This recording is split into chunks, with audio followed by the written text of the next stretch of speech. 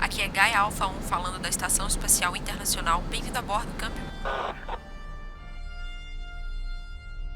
Olá, meu nome é Victoria. E o meu nome é Fernanda. Você já parou para pensar qual dos nossos 8 planetas apareceu primeiro? Ou se o sistema solar sempre foi do jeito que a gente conhece hoje? Ou até mesmo, por que a Terra não é gigante como Júpiter ou Saturno? O que eles têm que nós não temos? E por que Júpiter é maior que Saturno? E os anéis sempre estiveram lá? Bom, se você não tinha parado para pensar nisso, eu garanto que agora você está pensando. Mas calma que não precisa sair abrindo abas do Google para pesquisar, porque uma primeira visão sobre isso tudo nós te daremos agora. Neste podcast iremos explorar as formações, as influências sobre o Sistema Solar e as principais características tanto de Júpiter quanto de Saturno, os 2 maiores planetas do nosso Sistema Solar.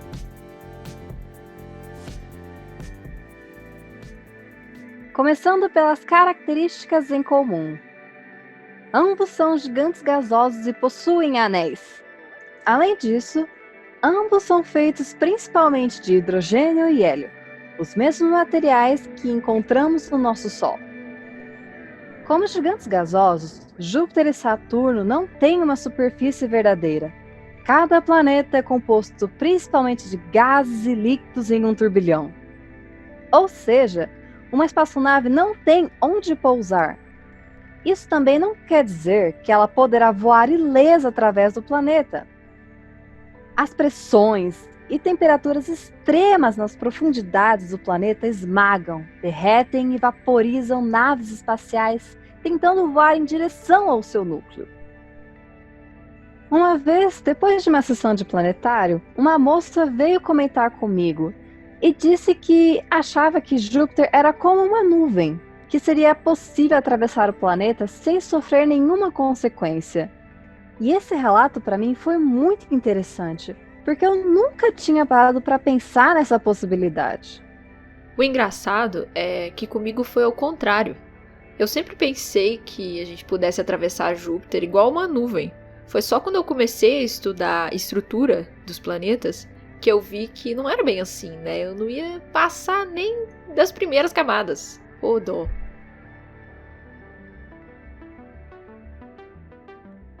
Indo agora para as características específicas dos planetas, a gente vai começar com Júpiter. É o maior planeta do nosso sistema solar. Sua grande mancha vermelha é uma tempestade gigantesca que tem aproximadamente o dobro do tamanho da Terra e já dura mais de um século. As auroras de Júpiter, diferentemente das da Terra, nunca cessam. No nosso planeta, as auroras mais intensas são causadas por tempestades solares, mas Júpiter gera suas próprias auroras. As 4 maiores luas de Júpiter foram descobertas por Galileu Galilei em 1610 e, por isso, recebem o nome de satélites galileanos. É um nomezinho complicado, mas tá tudo bem. São elas: Io, corpo celeste mais vulcanicamente ativo no sistema solar; Ganimedes, maior lua do sistema solar, maior até que Mercúrio; e por fim Europa e Calisto, que junto com Ganimedes podem conter oceanos de água líquida debaixo de suas crostas. Ainda falando do planeta grandão, recebemos algumas perguntas sobre ele no nosso Instagram, então vamos separar um tempinho para responder elas. A Vicky vai ler as perguntas e eu vou responder. Vai lá, Vicky! O Thaleson perguntou quanto tempo vai durar a mancha vermelha. Lembrando que a mancha vermelha é uma tempestade, a gente pode pensar aqui, o que faz uma tempestade desacelerar? Bom, ela desacelera quando encosta no chão, ela começa a desacelerar na verdade. Então, como Júpiter não tem chão, né, não tem superfície sólida, significa que essa tempestade vai demorar muito para começar a desacelerar, porque ela não tem uma superfície sólida para fazer isso. Ou seja, vai durar muito tempo ainda. Tiago perguntou: o núcleo dele também é gasoso? Sabemos algo sobre a composição do núcleo de Júpiter? Já a Bárbara perguntou: os gases se dividem em camadas no interior? E por último, a Brenda perguntou: como seriam as camadas de Júpiter? Bom, para responder todas essas perguntas, eu vou ter que falar das camadas de Júpiter e da composição dele. Então vamos lá. Eu vou falar das camadas de cima para baixo, começando pela composição. A composição de Júpiter é semelhante à do Sol, ou seja, principalmente de hidrogênio e hélio. Profundamente na atmosfera, a pressão e a temperatura aumentam tanto que comprimem o gás hidrogênio em um líquido. Ou seja, abaixo da camada de hidrogênio gasoso, temos a camada de hidrogênio líquido, dando a Júpiter o maior oceano do Sistema Solar, feito de hidrogênio, em vez de água. Abaixo desse oceano, a pressão é ainda maior, sendo capaz de expulsar os elétrons dos átomos de hidrogênio, criando então a camada de hidrogênio metálico, com sua capacidade condutora, que junto com a rotação do planeta, seria responsável pela formação do campo magnético de Júpiter. Falando agora da parte do núcleo, ainda não temos certeza se Júpiter tem um núcleo de material sólido ou uma sopa grossa, superquente e densa, podendo chegar até 50.000 graus Celsius, feito principalmente de minerais de ferro e silicato, semelhantes ao quartzo. Saturno também tem suas características únicas. Ele é considerado o segundo maior planeta do nosso sistema solar, com um diâmetro de 9 planetas terras alinhados, sem contar os anéis. Seu polo norte tem uma característica atmosférica interessante, um jato de 6 lados, ou seja, um padrão em forma de hexágono, com cerca de 30.000 quilômetros de diâmetro, cabendo um pouco mais que 2 terras, e com uma enorme tempestade rotativa no centro. As camadas de Saturno podem ser divididas da mesma forma que as de Júpiter. Como a sua densidade é menor que a da água, se tivéssemos uma banheira cheia de água grande o suficiente para colocar o planeta dentro, ele flutuaria. Sua maior lua é Titã, o único lugar além da Terra, conhecido por ter líquidos na forma de rios, lagos e mares em sua superfície. E, na lua de gelo Encélados, acredita-se que abaixo da crosta de gelo existam oceanos de água líquida. Agora chegou a hora de falar da formação de Júpiter e das influências que ele teve na formação do nosso sistema solar. Há quase 5 bilhões de anos, uma estrela distante explodindo enviou uma onda de choque pela galáxia, causando o colapso da nuvem de gás e poeira que se tornaria o nosso sistema solar, formando assim o Sol. Distante dali, o núcleo de Júpiter já estava começando a crescer, rodeado por vastas nuvens de gás que se acumulavam nele. Após 50 milhões de anos, o forno nuclear do Sol acende. A luz do seu primeiro amanhecer revela Júpiter. Enquanto os mundos terrestres eram um pouco mais que escombros, Júpiter estava totalmente formado, permitindo que ele moldasse tudo o que se seguiu. Há 4 bilhões e meio de anos, a gravidade de Júpiter teve consequências devastadoras para os mundos ao seu redor, o que é compreensível, uma vez que é o mais poderoso objeto gravitacional depois do Sol. Limpando o material do sistema solar interno, Júpiter transformou o destino dos planetas, inclusive o nosso. Ou seja, ele passou um belo de um rodo em todo o nosso sistema solar. Foi por pouco que ele não passou na gente, ou que formaria a gente no futuro. Verdade. Ah, só para deixar registrado, a gente chama de sistema solar interno tudo que está antes de Marte, incluindo ele. E chamamos de sistema solar externo tudo que está depois de Júpiter, incluindo Júpiter. Voltando à história do sistema solar, Nos próximos 100 milhões de anos, os 4 planetas rochosos do Sistema Solar interno se formaram em suas posições familiares: Mercúrio, Vênus, Terra e Marte. E embora esse layout seja familiar para a gente, pode ser extremamente raro, uma vez que grande parte dos exoplanetas encontrados se parecem em tamanho e massa com Urano e Netuno. E na maioria dos outros sistemas, a região do espaço onde o nosso planeta orbita está vazia. Em vez disso, perto da estrela, vemos superterras. Outro personagem importante é o Cinturão de Asteroides. Ele contém uma quantidade notável de informações sobre a evolução dinâmica e dramática do Sistema Solar. Nos dias de hoje, o cinturão de asteroides não fica só entre Marte e Júpiter, separando o Sistema Solar interno do externo, como também se encontra sobre a órbita de Júpiter e em outras áreas. Como um todo, ele dança a música de Júpiter. As pessoas normalmente pensam que o cinturão de asteroides é muito denso, mas os asteroides de lá, na verdade, estão muito separados. Portanto, se você sentar em cima de um asteroide, não vai ver outro, o que é bem diferente do que aparece nos filmes de ficção científica. Se um filme assim realmente tratasse o cinturão de asteroides como ele é, uma provável cena seria dessa forma. Comandante! Oi, eu sou comandante? Eu não achei que eu seria comandante. Cinturão de asteroides à frente. Tá. Enxerguei.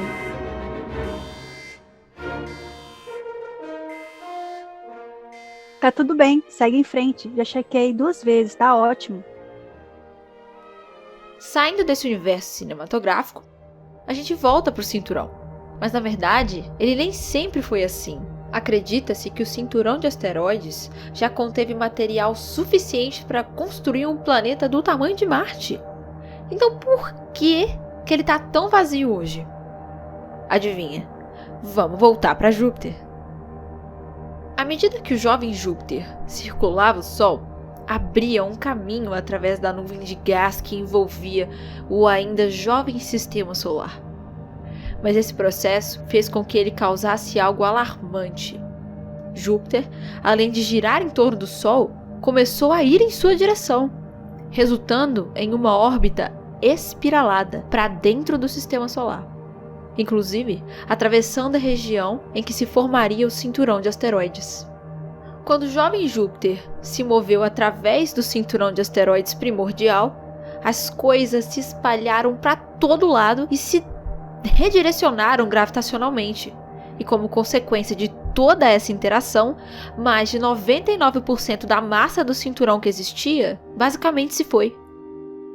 Atualmente, Ceres e Vesta são considerados os 2 maiores objetos do cinturão de asteroides.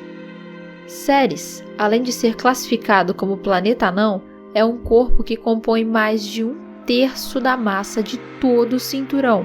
Com um raio de aproximadamente 500 quilômetros, ele é 13,4 vezes menor que a Terra, ou seja, é ainda menor que o nosso núcleo, com um raio de aproximadamente 3.500 quilômetros. Na origem do cinturão, núcleos protoplanetários como Ceres nunca foram capazes de se desenvolver para planetas propriamente ditos, porque não havia material suficiente na vizinhança orbital. Pense em um bebê. Se você não dá leite para ele, ele não cresce. A mesma ideia para o planeta. Se você não dá o que ele precisa para crescer, ele não vai crescer. Quando Júpiter passou pelo cinturão primordial, desnutriu Ceres de material, interrompendo seu crescimento, condenando o planeta anão a passar a eternidade como uma rocha fria e árida. Mas Ceres não é o único mundo em nosso sistema solar cujo desenvolvimento foi interrompido. Marte compartilharia um destino semelhante. Depois de percorrer o que se tornaria o cinturão de asteroides, Júpiter entrou na região em que Marte estava se formando, continuando sua jornada espiral em direção ao Sol.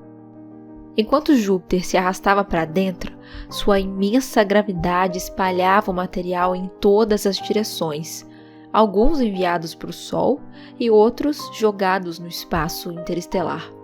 É por causa da limpeza gravitacional dessa vizinhança por Júpiter que Marte não conseguiu crescer para mais de 10% do tamanho da Terra.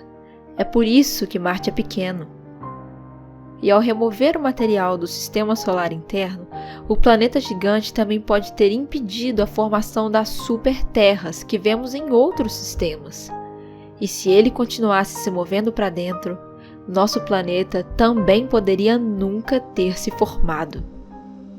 Mas então, olha só essa reviravolta. Logo quando parecia que Júpiter ia varrer tudo, o planeta gigante parou nos seus trilhos. Nos confins do sistema solar externo, outro planeta estava se formando. Adivinha? O segundo gigante gasoso do sistema solar, Saturno. E a sua chegada mudou tudo. Uma coisa engraçada sobre o sistema solar é que a chegada de todo mundo muda tudo. É lindo como tudo tá ligado. Mas então, apareceu Saturno. À medida que Júpiter se movia para dentro, Saturno, seguindo a mesma direção, alcançou a órbita de Júpiter. Quando isso aconteceu, os dois se depararam com uma configuração especial conhecida como Mean Motion Resonance, traduzida como ressonância de movimento médio. É aqui que os planetas começam a interagir gravitacionalmente. Travados como uma unidade, os dois invertem o curso de migração e voltam. Ou seja, Saturno fez Júpiter recuar, deixando para trás apenas material suficiente para poder formar Mercúrio, Vênus e a nossa casinha. Eu falei que a chegada dele ia mudar tudo. E à medida que sua viagem pelo sistema solar chega ao fim, Júpiter ajuda a fornecer ao mundo em que vivemos o seu ingrediente mais precioso. Hoje, 2/3 da superfície do nosso planeta são cobertos pelo oceano.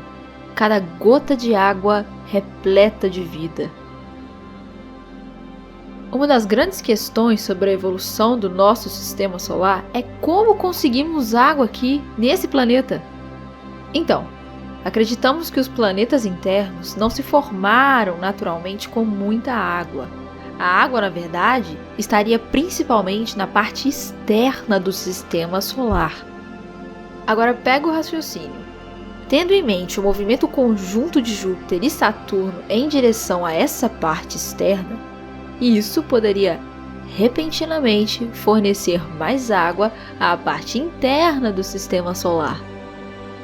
Preso em uma dança gravitacional com Saturno, Júpiter recuou pelo cinturão de asteroides e, ao fazê-lo, o material rico em água foi arremessado para dentro, onde foi incorporado aos crescentes mundos terrestres.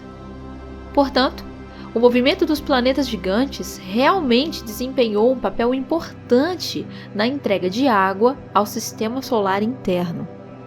A Terra seria um planeta bem diferente se não fosse a dança primordial de Júpiter com Saturno.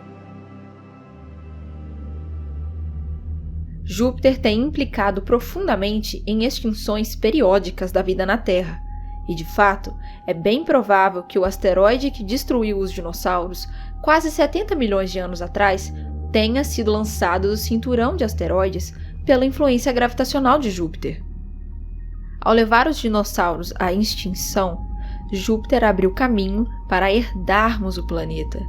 E embora ocasionalmente ainda jogue asteroides em nossa direção, Júpiter também nos protege. Na juventude, saiu tumultuando tudo. Ou melhor dizendo, comendo tudo pela frente. Para alguns planetas jovens, isso significava desastre, mas para outros, como o nosso próprio mundo, abriu o caminho para sua formação. E assim, a Terra e toda a humanidade têm uma grande dívida com Júpiter. Mas o destino dos dinossauros é um lembrete de que é uma dívida que pode ser paga a qualquer momento. Nossa, até gelei aqui. Faz tanto tempo que eu não vejo um filme de terror. A evolução do sistema solar nunca foi realmente concluída, e as órbitas dos planetas simplesmente não permanecerão estáveis. Em escalas de milhões de anos, as órbitas dos planetas são bastante previsíveis. Em escalas de tempo muito mais longas, no entanto, elas agem de uma maneira fundamentalmente caótica, o que significa que a história de Júpiter pode ter uma reviravolta final. Entre os cálculos da evolução a longo prazo do sistema solar, descobriram que cerca de 1% das vezes a órbita de Mercúrio pode se tornar extremamente elíptica, como resultado de interações gravitacionais com Júpiter. Isso teria consequências terríveis para o sistema solar interno. Mercúrio pode ser jogado ao Sol, jogado no espaço ou até entrar em rota de colisão com a Terra. Em todas essas situações, as órbitas dos outros planetas, inclusive da Terra, ficam confusas. Assim, o sistema solar interno tornaria-se um lugar inabitável. E então, Júpiter, o gigante que moldou o nascimento do nosso mundo, pode um dia causar a sua morte.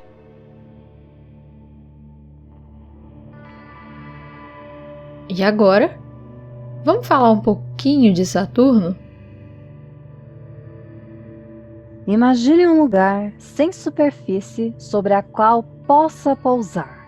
Apenas uma atmosfera sem fim. Comparado à Terra, Saturno é tão estranho que é difícil imaginar como ele poderia ter crescido com os mesmos ingredientes. Como esse planeta misterioso e incrível surgiu? Saturno começou como um pequeno mundo irregular, vagando caoticamente pelo espaço. Assim como os mundos rochosos na parte interna do sistema solar, ele se agrupou com outros objetos para crescer. Mas houve uma diferença crucial. Saturno se formou longe do Sol. Entre os planetas do sistema solar, Saturno e Júpiter foram os primeiros a se formar. Eles se formaram em um local único, conhecido como linha de neve. Há 4,6 bilhões de anos, a linha de neve foi o local em que a temperatura da nebulosa solar ficou fria o suficiente para formar gelo. E esse gelo continuou a formar os blocos de construção dos planetas maiores que se formariam no futuro. O que essa linha de neve fez foi colocar uma grande quantidade de material sólido adicional no disco de formação dos planetas gigantes. E assim, acelerou o crescimento deles, permitindo a formação de seus núcleos mais rapidamente do que se houvesse apenas rocha presente no disco. Enquanto o bebê Saturno percorria sua órbita, foi capaz de coletar uma enorme quantidade de matéria congelada extra, indisponível para os mundos do sistema solar interno. Sob a força da gravidade, esse gelo e rocha abundantes colidiram e se combinaram, ajudando o jovem Saturno a se tornar um gigante. Apenas alguns milhões de anos depois do seu nascimento, Saturno se transformou em uma grande bola de rocha e gelo.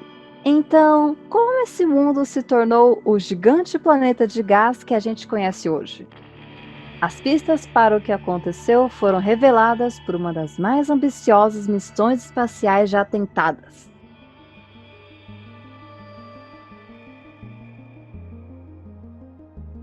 As sondas Voyager transformaram completamente nossa compreensão de Saturno, mostrando em grande detalhe a composição da atmosfera superior, quase toda feita de hélio e hidrogênio, os mesmos gases abundantes no início do sistema solar.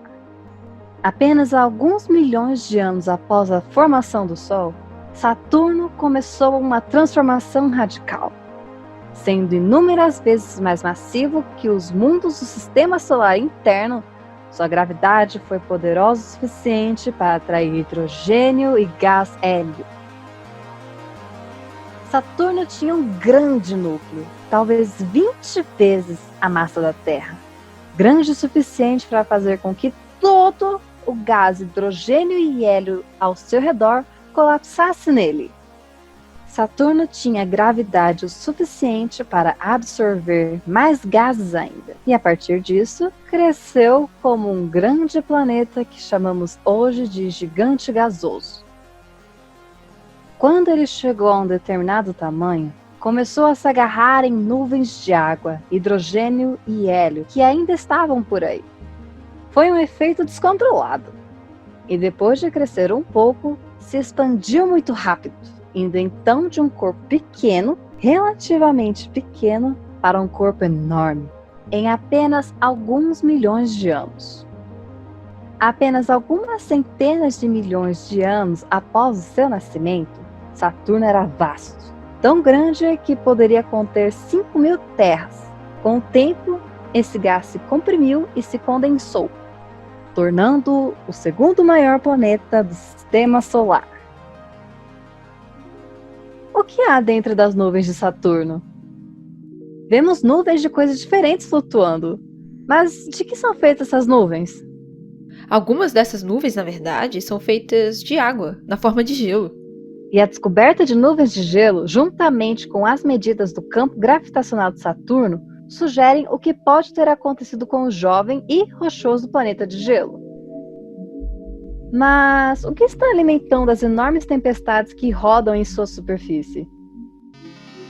O que começou como um mundo rochoso e gelado, agora é um gigante gasoso. E dentro da sua atmosfera gasosa, mecanismos incríveis estão ativos. A atmosfera de Saturno é descrita por diversas características incomuns e até bizarras, como, por exemplo, enormes sistemas climáticos que assumem formas estranhas, persistindo por centenas de anos, talvez nenhum mais impressionante do que a formação apelidada de hexágono gigante. Sendo assim, o que comandaria esse enorme sistema climático planetário? É bom ter em mente que o que comanda o clima é muito diferente dependendo de onde você se encontra no sistema solar. Por exemplo, a atmosfera e o clima da Terra são, em grande parte, impulsionados pelo Sol, que derrama sua energia através da atmosfera e atinge a superfície, aquecendo o nosso planeta. Em lugares como Saturno, não há uma superfície para ser aquecida. Então, quando comparamos os sistemas climáticos desses planetas gigantes com os que temos na Terra, você precisa pensar um pouco fora da caixa. Nos confins do sistema solar, onde Saturno vive, a luz do Sol é 100 vezes mais fraca. Isso significa que alguma outra fonte de calor deve estar comandando o clima do planeta, algo profundo em seu interior, criando enormes formas complexas que emergem em sua atmosfera. Se olharmos profundamente no interior do planeta, encontraremos uma fonte de calor moldada por extrema pressão. Começando pelas enormes nuvens de água, sabemos que a sonda Cassini registrou raios 10.000 vezes mais poderosos que qualquer outro na Terra. Esses raios transformam o gás metano em enormes nuvens de fuligem. A aproximadamente 8.000 quilômetros de profundidade, a pressão da atmosfera é 80 vezes maior do que a do fundo de nossos oceanos mais profundos, o suficiente para transformar essa chuva de grafite e fuligem em diamantes. Mas esses diamantes são provavelmente destruídos pelas pressões de Saturno, se dissolvendo eventualmente. A aproximadamente 29.000 quilômetros abaixo, a fonte de calor de Saturno é revelada. Aqui, as pressões são tão intensas que a atmosfera se comporta como um metal líquido, capaz de conduzir eletricidade. Nesse estado, o hélio derretido cai como chuva. À medida que essa chuva estranha se funde com o material que está circulando por ali, a energia cinética é convertida e liberada em quantidades incríveis de calor. E é essa a extraordinária fonte de calor que ajuda a impulsionar o clima de Saturno. E por acaso, o planeta ainda tem um núcleo rochoso? Bom, se fôssemos ainda mais fundo, encontraríamos o seu suposto núcleo, o qual acreditam que seja denso, feito de rochas e metais como ferro e níquel. No intervalo de tempo de algumas centenas de milhões de anos após o seu nascimento, Saturno testemunhou um grande drama. Depois disso, permaneceu praticamente inalterado por bilhões de anos. Vasto, mas ainda muito diferente do planeta que conhecemos hoje. E com o tempo, seu grande tamanho levou à sua transformação icônica e definitiva. Os anéis de Saturno são o que você chamaria de disco de detritos. É uma coleção de partículas congeladas, variando em tamanho, desde o maior com o tamanho de pequenos prédios de apartamentos, até o menor com o tamanho de pedacinhos de poeira. Mas o brilho cintilante dos anéis de Saturno é um mistério. Os anéis de Saturno são muito brancos, constituídos principalmente de gelo. Sabemos que estão sendo bombardeados o tempo todo por meteoritos do sistema solar externo, que não são brancos, são escuros, fuliginosos, como carvão. Se observarmos a neve das cidades, eventualmente, com o tempo, a neve meio que fica suja. Então, por que os anéis são tão brilhantes? Se tivessem muito mais do que 100 milhões de anos, não poderiam estar tão claros e limpos como vemos hoje. No final das contas, você precisa aceitar a evidência. E a evidência diz que os anéis são muito mais jovens do que pensávamos. Ou seja, Saturno não nasceu com eles. E ainda por cima, isso significa que durante o tempo dos dinossauros, o gigante de Saturno ainda não tinha essa cara que tem hoje. Se algum Velociraptor com um telescópio olhasse para Saturno, não veria anéis. Você deve estar pensando, se os anéis são jovens, de onde eles vieram então? A resposta não está no planeta, mas sim nos mundos em órbita ao seu redor. As luas de Saturno. O planeta tem descobertos até hoje 82 luas. Algumas delas parecem discos voadores, panquecas ou batatas. Isso acontece por causa do tamanho pequeno delas. À medida que uma lua aumenta, sua gravidade deixa ela mais redondinha. E é só aí que você obtém mais uma lua arredondada e bem modelada. É importante saber que as luas são consideradas os restos arqueológicos da formação de um planeta. O tamanho, as órbitas e até a composição nos falam sobre os detalhes do ambiente em que se formaram. O que torna possível, no caso de Saturno, usar as diferentes luas para entender diferentes épocas de sua evolução. Levando isso em consideração, quando analisadas detalhadamente, fica aparente que muitas das luas são feitas do mesmo material dos anéis, o que sugere que eles podem ter sido uma lua. O sistema de satélites naturais que vemos em torno de Saturno provavelmente não é o sistema de satélites originais que tinha, porque se os anéis foram criados pela destruição de uma ou duas luas pré-existentes, isso significa que antes havia luas que não existem mais. Já que eu estou falando de satélites de Saturno e tal, tem uma lua que vale muito a pena mencionar e que tem tudo a ver com a composição dos anéis e a própria composição de Saturno. Encélados! Se você olhasse para ela, veria fraturas proeminentes, profundas e longas, atravessando algumas regiões.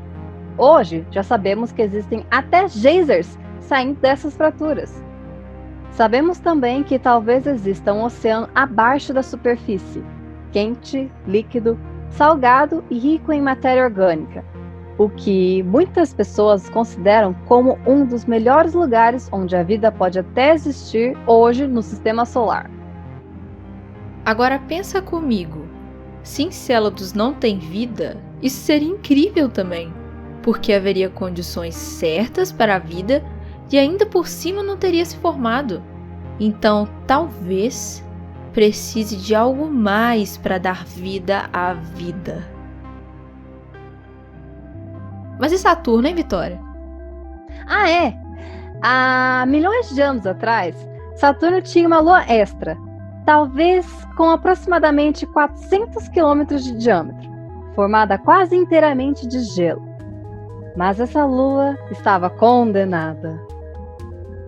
Uma teoria importante sugere que, distante da atmosfera de Saturno, essa lua de gelo teria se aproximado perto ou mesmo dentro do que chamamos de limite de Roche, que é um limite invisível em torno do planeta, onde, dependendo do tamanho e da composição do objeto que se aproxima dele, a gravidade de Saturno é forte o suficiente para destroçá-lo, em comparação com a gravidade do próprio objeto, que seria insuficiente para mantê-lo inteiro. Tendo em mente o que a teoria sugere, à medida que a imensa força gravitacional de Saturno possa ter destroçado a lua de gelo, fazendo-a se romper catastroficamente, deu origem a um mundo dilacerado pela proximidade de um gigante. Até 17 mil trilhões de toneladas de gelo teriam se separado em órbita em torno de Saturno. E, graças às velocidades que esse material viajava, é provável que em poucos dias ele se espalhasse para cercar o gigante planeta. O anel icônico de Saturno já estaria então em seu lugar e, com o tempo, se transformaria no que vemos hoje. Atualmente, sabemos que os anéis gigantes de Saturno evoluíram. Esses detritos agora formam um disco mais largo que Júpiter, mas, em média, tem apenas aproximadamente 9 metros de espessura. Lá dentro, pedaços de gelo do tamanho da Lua orbitam a estrutura, limpando grandes vazios, transformando um anel em muitos. E se olharmos para a estrutura de forma tridimensional, veríamos próximo à beira estruturas verticais, algo que era completamente imprevisto antes de ser descoberto. Eu fico imaginando voar com uma nave espacial em cima dos anéis, e aí parece ser um disco de detritos infinito, do nada você dá de cara com uma estrutura de 3 km de altura. Ah, para! Isso tem muito cara de filme, né? Isso eles não colocam no filme. Agora o cinturão de asteroides cheio de asteroide coloca.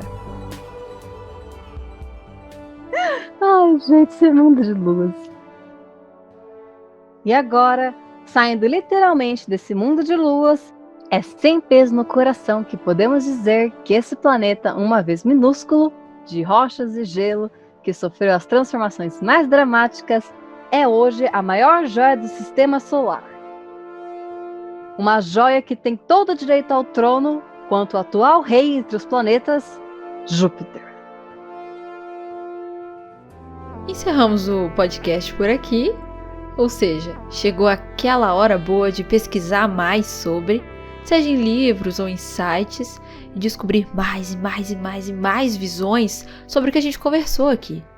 Porque quando falamos do universo e da ciência no geral, tudo o que sabemos é provisório.